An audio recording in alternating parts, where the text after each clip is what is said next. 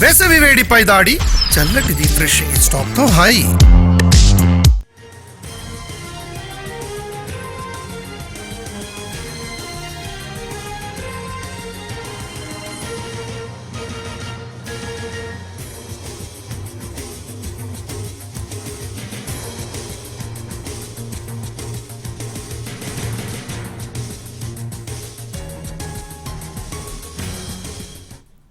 ఇవాళ విశాఖలో పర్యటించనున్నారు మెట్రో రైల్ ఎండీ రామకృష్ణ, ఏఐబీ ప్రతినిధులు.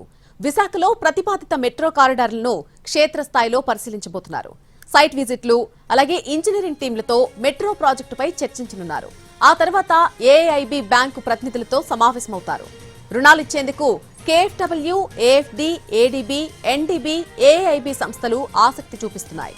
విశాఖ మెట్రోకు 6,100 కోట్ల రుణం సమీకరించాలని ఇప్పటికే నిర్ణయం తీసుకోగా తక్కువ వడ్డీకి లోన్ ఇచ్చే బ్యాంకులతో సంప్రదింపులు జరుపుతున్నారు మెట్రో కార్పొరేషన్ ఎండీ.